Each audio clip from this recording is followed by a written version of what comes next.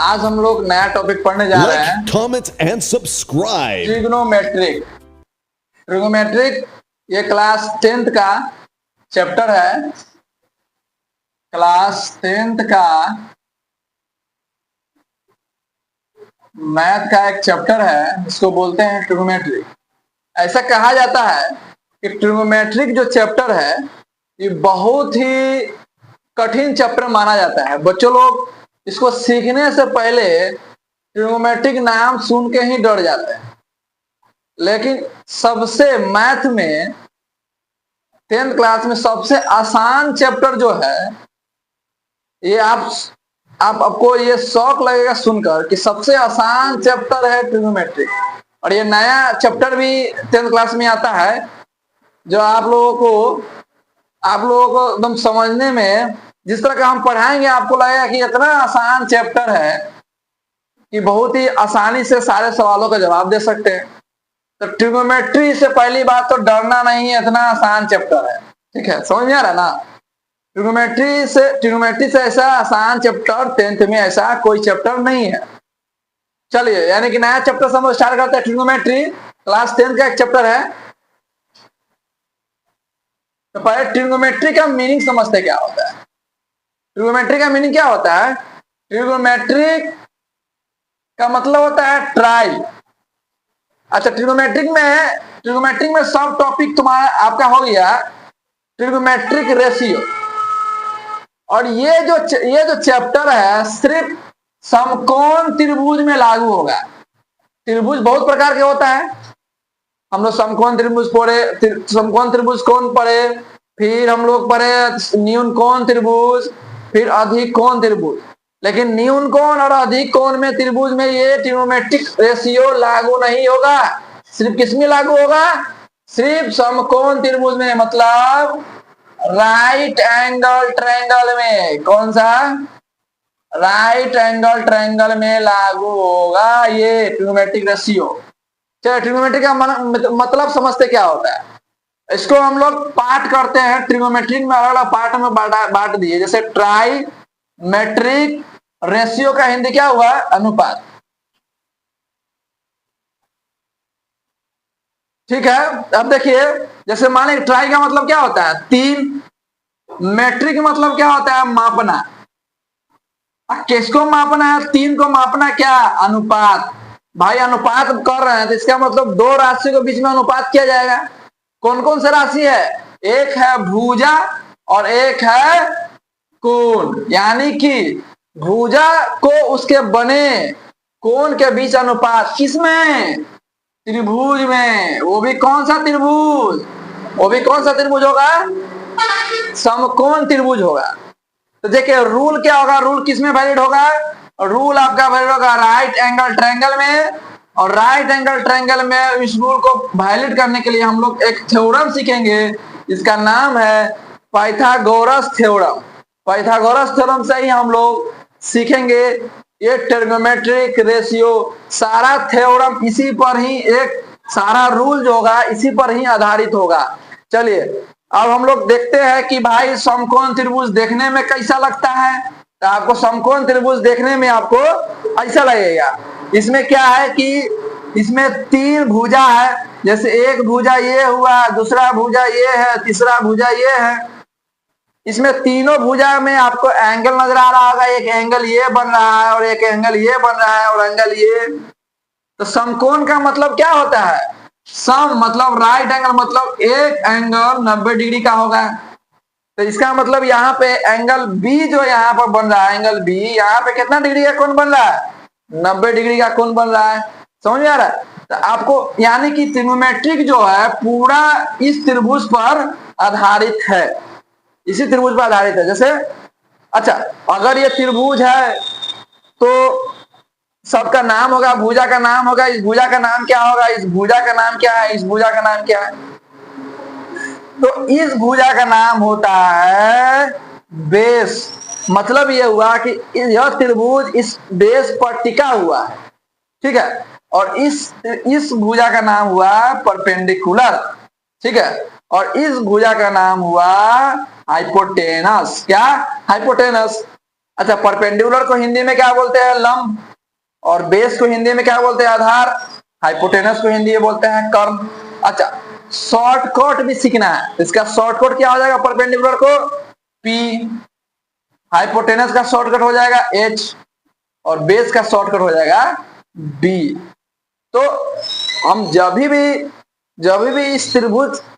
Trigonometry के बारे में बात करेंगे तो हमारे दिमाग में ये आना चाहिए। कौन सा त्रिभुज? समकोण त्रिभुज हमारे दिमाग में आना चाहिए। तो अब हम लोग पढ़ेंगे, रूल पढ़ेंगे, इसमें रूल पढ़ेंगे। सबसे पहले हम रूल में पढ़ेंगे पाइथागोरस थ्योरम। रूल में कौन सा पढ़ेंगे हम लोग? पहले रूल में हम लोग पढ़ेंगे पाइथागोरस थ्योरम।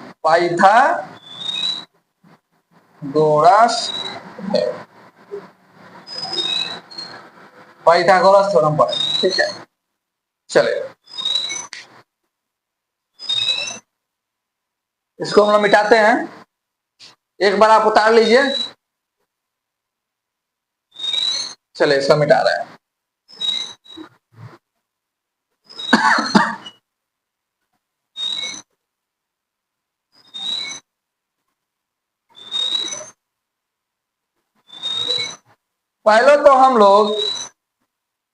सबसे पहले हम लोग लंब,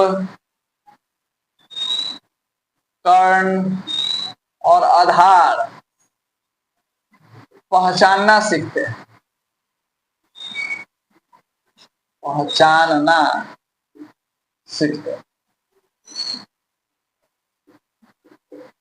कि मान लीजिए कि यह त्रिभुज है, ये 90 डिग्री का कोण है। तो इसमें कैसे पता चलेगा कि कौन लंब है, कौन आधार है, कौन लंब है, कौन आधार है और कौन कर्ण है? ठीक है। तो कर्ण क्या होता है? जो 90 डिग्री के सामने वाला जो भुजा होता है ना, कर्ण क्या होता है? 90 डिग्री के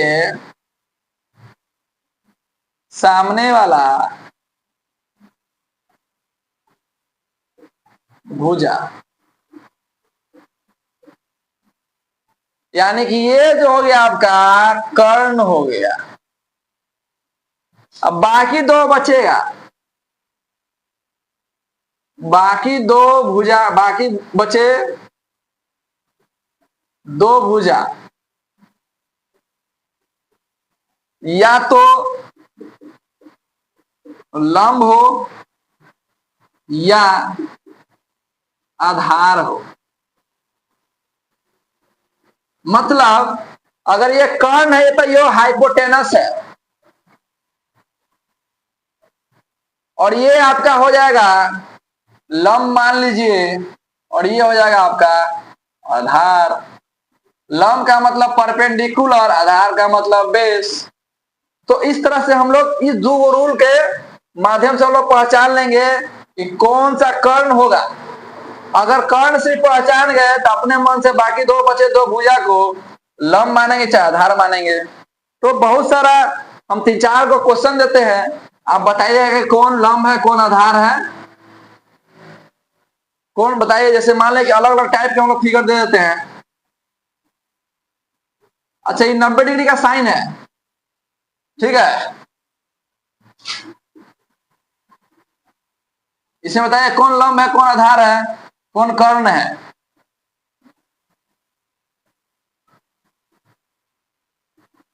इसमें बताइए कौन लंब है।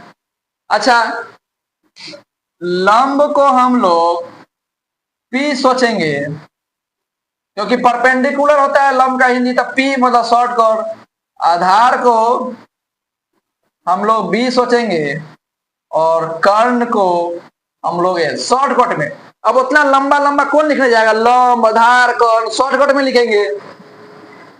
तो बताइए इसमें कौन कर्ण है, कौन पी है, कौन बी है, कौन एच है?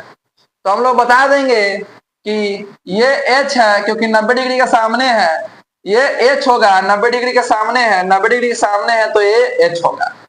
और बेस कौन होगा? इसको बेस मानिए तो परपेंडिकुलर ही हो जाएगा, इसको बेस मानिए तो परपेंडिकुलर ही हो जाएगा। तो आप कहिएगा कि कभी बेस कहना माने, परपेंडिकुलर नहीं मानिएगा तो परपेंडिकुलर मान लीजिए। इसमें क्या है, इसको बेस मान लीजिए, कोई फर्क नहीं पड़ता है, क्योंकि ये तो टेढ़ा वकुल है, आधार तो पता नहीं चल रहा कि किस पर टिका हुआ है। अगर हमको ऐसे पता चल गया कि टिका हुआ है बेस, तो हम लोग बोल देंगे कि ये बेस है, ये परपेंडिकुलर है। परपेंडिकुलर मतलब क्या होता है, सीधा सीधा खड़ा हो, तो मतलब पता नहीं चल रहा है कि सीधा सीधा खड़ा कौन है। अच्छा, इसको हम लोग बोल सकते हैं बेस, इसको बोल सकते हैं परपेंडिकुलर। तो पहचानने में आपको आ गया होगा कौन लंब है, कौन कर्ण है, कौन आधार है, कौन परपेंडिकुलर है, कौन हाइपोटेनस है, कौन बेस है। चलिए आगे हम लोग सीखते हैं। समझ में आ रहा है तो बताइएगा। फिर आगे जो है, फिर अगला टॉपिक हम लोग पढ़ते हैं पाइथागोरस थ्योरम। हम लोग पढ़ेंगे अब, यानी कि ट्रिग्नोमेट्री सीखने से पहले पाइथागोरस थ्योरम हमको आना चाहिए, पाइथागोरस थ्योरम हमको आना चाहिए।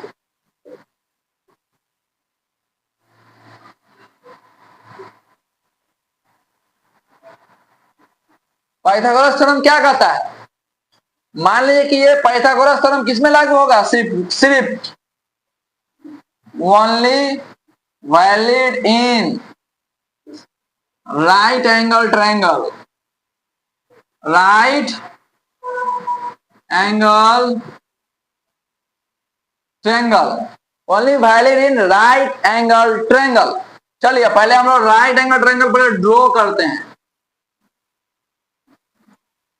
मान लें कि इस वर्टेक्स का नाम ए दे दिए, इस वर्टेक्स का नाम बी है और इस वर्टेक्स का नाम सी है। तो बेस तो आपका ये हो गया, बेस को बी से डिनोट करते हैं, परपेंडिकुलर आपका ये हो गया, हाइपोटेनस ये हो गया। तो कह रहा है कि पाइथागोरस नाम के एक व्यक्ति थे, उसने एक थ्योरम को इजाद किए। इजाद करने मतलब कि खोज निकाले एक थ्योरम को। कौन से थ्योरम को निकाले खोज, तो बहुत सारे एक्सपेरिमेंट कर रहे थे। क्या कर रहे थे वो, कि कोई भी त्रिभुज ले रहे थे और परपेंडिकुलर, जैसे परपेंडिकुलर का इसका ऐसा कुछ लेंथ होगा, लंबाई होगा, उस लंबाई को करते थे क्या, स्क्वायर। उस लंबाई को करते थे स्क्वायर। फिर बेस को क्या किए, मतलब जो भी लेंथ आया परपेंडिकुलर को परपेंडिकुलर से गुणा कर दिए। मतलब स्क्वायर का मतलब गुणा करना दो बार। अब बेस का मतलब बेस को भी स्क्वायर से गुणा कर दिए, मतलब बी गुने बी, तो बन गया आपका पी स्क्वायर, बन गया आपका बी स्क्वायर। और हाइपोटेनस जो भी है उसको भी लंबाई निकाले, मतलब मान ले कि त्रिभुज बना लिए, ए पर 90 डिग्री का कोण बना लिए, इसका लंबाई को स्क्वायर कर दिए और इसका लंबाई को स्क्वायर कर दिए, मतलब लंबाई माप के स्केल से, और इसका भी लंबाई को स्केल से माप के एच को भी क्या कर दिए, एच को भी स्क्वायर कर दिए, मतलब एच गुने एच, तो क्या निकल गया एच स्क्वायर। तो पाइथागोरस नाम के एक व्यक्ति थे, उसने देखा क्या, उसने देखे क्या देखे कि जब स्क्वायर को परपेंडिकुलर के जब स्क्वायर करते हैं, अब बेस को जब स्क्वायर करते हैं तो एच स्क्वायर के बराबर में आ जाता है। मतलब कि एच स्क्वायर जो है परपेंडिकुलर का स्क्वायर और बी का स्क्वायर बराबर एच का स्क्वायर निकल के आता है, ऐसे निकल के आता है। तो बोला कहते कि ये तो बड़ा भयंकर रूल है, ये तो सब त्रिभुज में देख रहे हैं, ऐसा सब समकोण त्रिभुज में देख रहे हैं बना के, कोई छोटका लिया, कोई बड़का ले लिया, इतना बड़ा ले लिया, ये तो 8 में नहीं किया, चलो इतना बड़का ले लिया, इसका भी वही किया भाई, एच स्क्वायर के बराबर में आ रहा है, तो बड़ा खतरनाक रूल निकल के आ गया। इसी रूल के आधार पर हम लोग ट्रिग्नोमेट्री को एनालाइज करेंगे, मतलब ट्रिग्नोमेट्री को सीखने का प्रयास करेंगे। अब देखिए कैसे, अब कैसे हम लोग इस रूल के माध्यम से कैसे सीखते हैं। तो कुल रिजल्ट जो है, कुल रिजल्ट हमको यह समझ में आया कि पाइथागोरस थ्योरम सिर्फ समकोण त्रिभुज में वैलिड होता है। दूसरा कि हाइपोटेनस का स्क्वायर परपेंडिकुलर के स्क्वायर बेस के स्क्वायर के बराबर में आता है, ठीक है। तो क्वेश्चन क्वेश्चन जैसे पूछा जाता है कि मान लीजिए कि ये एक त्रिभुज है, समकोण त्रिभुज, और ये बेस जो है 3 सेंटीमीटर है और ये 4 सेंटीमीटर है ना। मान लीजिए ए बी सी, तो इसका हम लोग लिख सकते हैं। अब करा कर देखिए, इसका मान निकालिए, मतलब ए सी का क्या होगा। परपेंडिकुलर 4 सेंटीमीटर है, बेस 3 सेंटीमीटर है, अब इसका मान क्या होगा।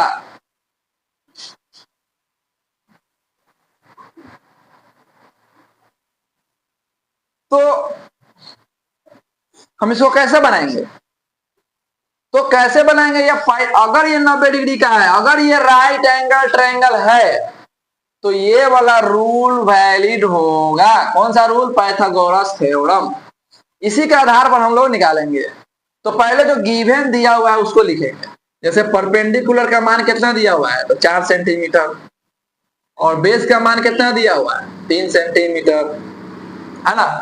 तो एच का मान निकालना है, मतलब तो फॉर्मूला हम लोग सीखे हैं पाइथागोरस कि एच स्क्वायर बराबर पी स्क्वायर